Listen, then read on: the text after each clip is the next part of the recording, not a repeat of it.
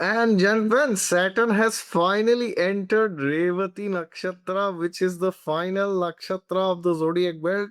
It is where everything goes to end and everything comes to an end. So now you need to do an audit. 5 things you must do. If you don't do, it's up to you, of course. It's your life. But if you do, your life will be transformed. Now, these are not generic audits, these are pure astrological audits. So if you feel this video is going a bit off, in Hindi they say, right, sir ke upar se ja raha hai.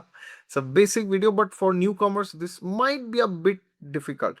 So in that case you should watch my astrology basics playlist. There you will get to know more of these concepts, because we are going to discuss core astrology today. All right, so the transit has already happened. Therefore, the first thing that you need to audit is your D1. But in your D1 chart, which is your Lagna chart, the Lagna chart tells you which sign a planet is placed in. So now, in your Lagna chart, where is Capricorn? Where is Aquarius? You need to audit that. You also need to audit where your Saturn is placed. Okay, why? Because these, in the D1 you will know these 3 signs. So for example, your Capricorn is in a particular house, particular, then Aquarius is there, then you also have your Saturn. Now, where is Saturn placed, in which sign? First the sign, we will go to the house later. First the sign. Okay, so you see the sign. What does that sign represent, and what does Saturn do in that particular zodiac sign?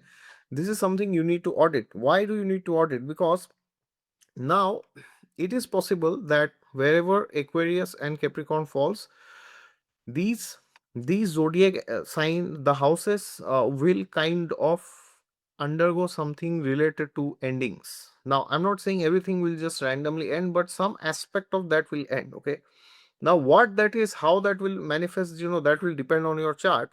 But in general, you need to understand that wherever Capricorn, Aquarius and Saturn is, these 3 signs, these 3 houses, there will be something which will force you to make a decision. Like, decision in the sense, yes, either it's a yes or no. There's no binary thing. It's completely binary. There's nothing in between. Okay, so for example, if you are a Aries ascendant, I'm just giving an example. So your Saturn is lording the 10th house, the 11th house, right?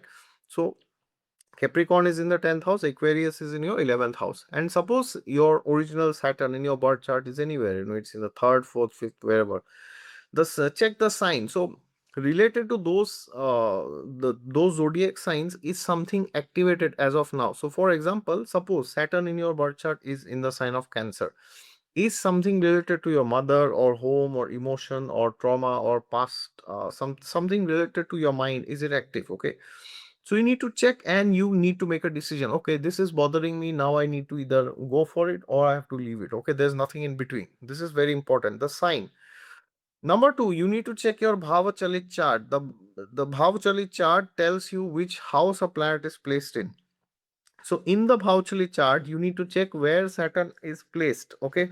Now people think the D1 and the Bhavachalit are same. No, it's not the same. The D1 tells you the sign only, and the BCC rather, Bhavachalit chart tells you which house a planet is. So for example, if you are Aries ascendant and you see your Saturn is in Taurus, so you by default assume, oh yeah, it's in the second house, because from Aries it's in Taurus, right? No, it may not be in the second. It's in the second sign for sure from the ascendant, but depending on the degree. So if you don't know how to check your Bhavachali chart, which calculation to use, you can always go to YouTube and type Bhavachali chart exotic astrology. You will find a video. There's a pink color t-shirt I'm wearing. There's a thumbnail. You will find the video. It's old, like around 5-6 years back. I had made the video, so you can check. Now, in that you will see where Saturn is placed in your birth chart. Okay, so now you check that house. Is something related to the themes of that particular house getting activated. For example, if Saturn is placed in your 6th house in your birth chart, in your Bhavachali chart, okay, not D1, then is something related to career, profession, job, some routines, like for example, your routines are breaking, or it could be anything, right? So is something activated, or are you being forced to make a decision regarding the sixth house? Okay, so if you don't know what sixth house is, you can go to my astrology basics playlist. You can learn more about the sixth house there. And of course, once you do this, this is very important, because the D1 will tell you the sign will tell you the themes, and the Bhavachalit chart will tell you the area. Okay, so you have to take both into consideration. So for example, if your Saturn is placed in the 10th house, example I am saying, but it is in the sign of Taurus, then you have to check if something related to stability, wealth, and all this, which is Taurus. And the 10th house, of course, is name, fame, power, position, authority, something related to that, some vision in your life, some important decision regarding your profession and how you plan to move ahead in your professional journey, is something related to that, getting activated. So you have to combine the clues. You can't be like, oh, I will do this and that. You have to combine both and see what is happening. That's very important. Okay, now the third audit that you must do is your D10 chart, not where Saturn is necessarily in your D10, but your entire Dashamsha chart. Why? Because Saturn is the Atma Karaka for the Dashamsha chart. It's a very important chart which gives you a lot of details about your career, your profession, your professional life. Okay. So if in your D10 there is something going on, so for example, if in your D10 it shows you have a prominent 10th house, oh sorry, not 10th house, prominent 8th house, okay, which means the Lagna lord of your D10 is in the 8th house, or your 10th lord is in the 8th house, 10th lord of your D10 chart. We are discussing exclusively D10 now. So if in your D10 chart there you have a prominent 8th house, then it can certainly mean 100%, depending on your chart, of course, to the extent will depend on your chart.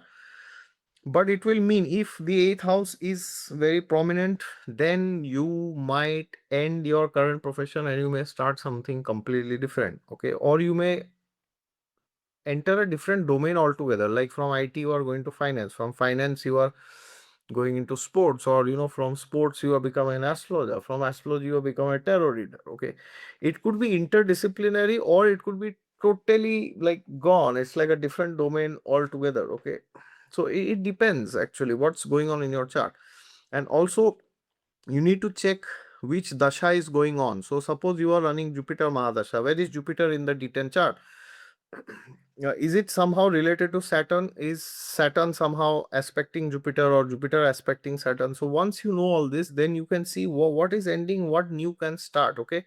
Now, of course, it's impossible for me to give a prediction for every every ascendant of the D10, or every house where Saturn is. It is impossible. Nobody can do it, right? It depends on your chart.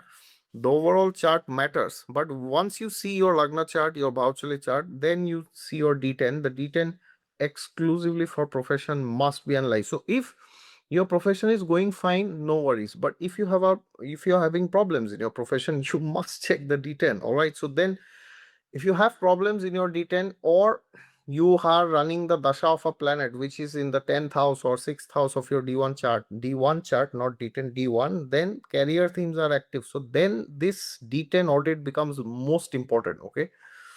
Do not ignore the D10.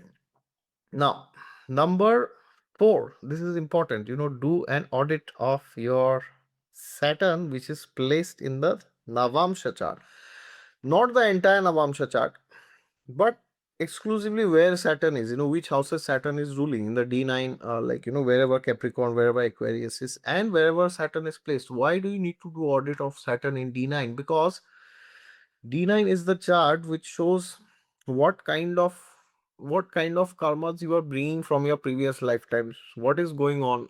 Now, why a past lifetime is important? Not because you can change, or you should, or you want to, or you will change. No, you can't change anything. But the D9 is very important because it will tell you which aspect of Saturn, Saturnian traits you are actually struggling, or you are enjoying rather. Okay, so once, especially if in your dashas, your 4th house, or your 8th house, or 9th house, or 5th house, like 4, 5, 4, 5, 8, 9, if these 4 houses are somehow activated in your dashas, then you know that yes, now I must check the D9 where Saturn is.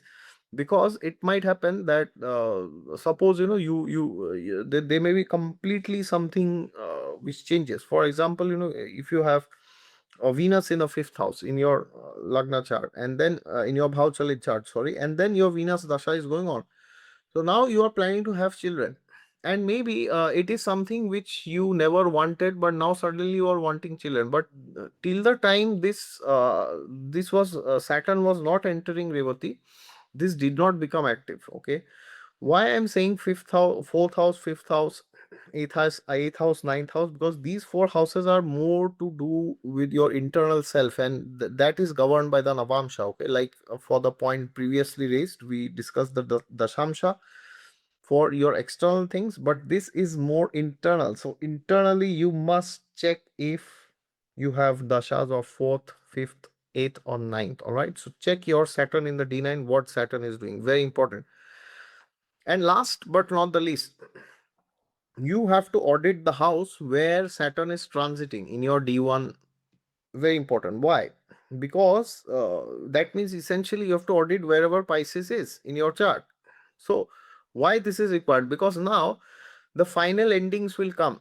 So for example, in your chart, Pisces is maybe the seventh house. Okay, so it might mean if your married life is good, uh, sorry, if the married life is bad, it might mean you are getting divorced, or your marriage is suddenly improving, depending on your dashas. Okay, so or suppose your married life is good, then it can mean your married life, now you are doing something new in your marriage. Your old patterns have gone away. So now it can mean that your married life can get a bit worse, or some new paradigm might come. So for example, you might start traveling together, you may do spiritual practices together, or who knows, you may start watching exotic astrology together, or some other astrology channel, right? So you need to know what is going on wherever Pisces is. And this is very important because Saturn has been in Pisces from quite some time, but now the final the do or die situation, that will come now. So therefore,